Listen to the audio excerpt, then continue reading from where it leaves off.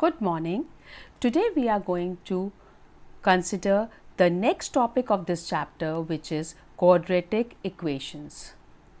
You all are already aware of what a quadratic equation is. You know that a quadratic equation is of the kind ax square plus bx plus c equal to 0, where a, b and c are all real numbers called as the real coefficients and a is not equal to 0.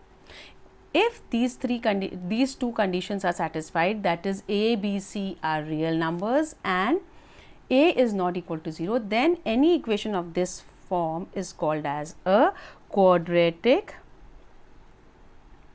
equation. Now, you have also done that the solution of this quadratic equation. By solution we mean the value of x which satisfies this expression. And as you all are already aware, a quadratic equation has two roots or solutions. Okay, and given by x is equal to minus b plus minus under root of b squared minus 4ac over 2a. Now, this b squared minus 4ac can be b squared minus 4ac can be greater than 0, it can be equal to 0 or it can be less than 0. You have already considered these two parts in your previous classes, that is when b squared minus 4ac, which is also called as the discriminant, is greater than 0 or equal to 0, we get two real roots or solutions. Now, when it is less than 0, you always left it as no real roots. Okay, now it is this category which we are interested now, that when when b squared minus 4ac is less than 0, so under root of b squared minus 4ac becomes square root of a negative number. Okay, and when you convert that negative number into a complex number using the value of I, then the solution you are able to write in terms of a complex number. And so then the given quadratic equation has two complex roots, and this is the category which we are interested in this time. Okay, so let's see how we solve it. Now, first of all, given any negative number, we can let's say for example, let's take it as minus 5. Its square root can be found out as we have square root of minus 5, which can be written as minus 1 into 5, which can be written as square root of minus 1 into square root of 5, which can be written as, in place of square root of 1 we will be writing I under root of 5.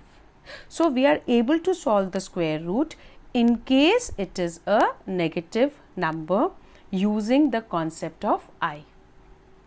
Now, one more thing which you have to keep in mind is, though it doesn't matter whether you write I before the imaginary part or after the imaginary part, but usually whenever we are using square roots, we prefer writing I before this number, because otherwise there is always, like if you write it as this into I, we don't prefer writing it this way, because then there is always a confusion whether I is within the square root or outside. So, we always prefer writing it as I times square root of 5.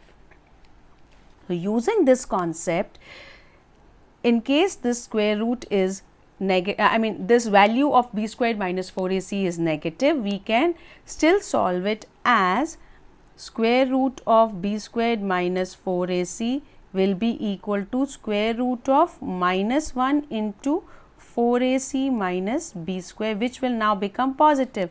So this is I times square root of 4ac minus b square. Substituting this in this, we get the value, the solution of this given quadratic equation. So as an example, let's start with exercise 5.3. Let's take the first question. It says that solve x square plus 3 equal to 0. So this is very simple, straightforward. We simply get x squared equal to minus I, which gives us x equal to square root of minus 3. Obviously, when you are taking square root, you will be writing both positive and negative, and this gives us plus minus under root of minus 1 into 3, which gives us plus minus I root 3. But we always report the answer in the standard form, and so the solutions are 0 plus minus I root 3, or you can separately write them as 0 plus I root 3 and 0 minus I root 3. Now let's take the second question. So it says that 2x square plus x plus 1 equal to 0. Now comparing with the general equation, we have ax square plus bx plus c equal to 0. We get a equal to 2, b equal to 1, c equal to 1, and so we get solution is x equal to minus b plus minus under root of b squared minus 4ac over 2a, and this gives us x equal to minus b is minus 1 plus minus under root of b squared is 1 minus 4 into a into c, 2 into 1 whole over 2 into 2, and this gives us minus 1 plus minus under root of 1 minus 8, that is minus 7 upon 4, and so we get x equal to minus 1. This minus of square root of minus 7 can be written as I times square root of 7. So this gives you minus 1 plus minus I times square root of 7 upon 4, and this is the solution. Now same way you can try out the rest of the questions. So let me take up one more question. Let's take the 9th one. Okay, so 9th looks slightly different, so let me take the 9th question. It says that x square plus x plus 1 over root 2 equal to 0. So first of all, we'll take the LCM. It becomes easier. It becomes root 2 x square plus root 2x plus 1 equal to 0. Comparing, we get a equal to root 2, b is also equal to root 2, and c is equal to 1. Therefore, solution is x is equal to minus b plus minus under root of b squared is 2 minus 4 into a is root 2, c is 1 whole over 2. Now here what we see that 4 into root 2 is 1.4 something, so it's more than 1. 4 into something more than 1 would definitely be much more than 4. So this is clearly a negative number, and so what we get is this will be equal to, now we can first of all let's cancel out whatever we can.